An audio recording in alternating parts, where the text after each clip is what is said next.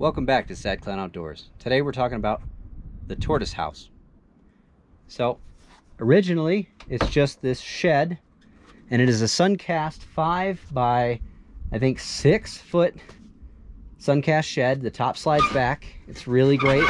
It's pretty well insulated on its own. However, I did get some foam. You can find this stuff at Home Depot or Lowe's or any other hardware store. I glued it with liquid nails along the sides, and I put these peel and stick tiles to keep him from getting out.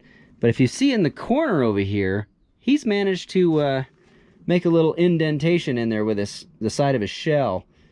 So I'm going to be putting wood around that to protect it. And he's got 3 heat lamps because it gets pretty cold up here in the winter. He's got 2 thermometers over here to tell me exactly what temperature it is. I also have a wireless temperature sensor that reads back to the house, so I can see what temperature it is in here at its coldest point, which is up here uninsulated, so that I can make sure that he's good to go. If this drops anywhere near about 60 degrees, I know that I've got a heat lamp problem, because I have these 2 Amazon special thermostats, and you just set the temperature in here that you want the heater to kick on, and it'll send power the second that temperature is dropped below.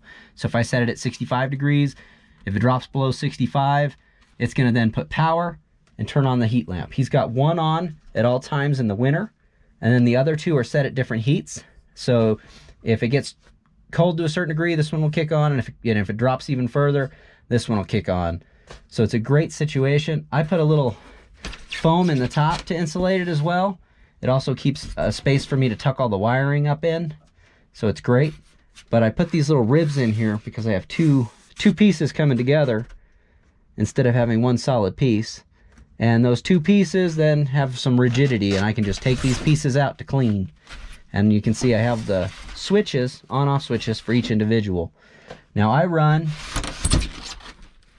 160 watt UVA UVB bulbs for this tortoise enclosure. And it's important to me because he'll get the proper lighting that he needs to generate vitamin D, and at the same time he's getting the heat he requires. So the 160 watts, they do run some power, and you're going to be paying for it in the electricity bill. But with the thermostats installed, it's not constant, it's only when necessary.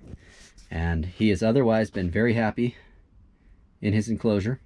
I generally keep it clean. As you can see, there's not much grass in here. That's because we're building the current enclosure. Then I'm going to clean all this out and then redo it. But normally I have a lot more grass stuck in here. It's either Timothy hay or orchard hay. And I pile it up in here so he can kind of hide in the corner or not.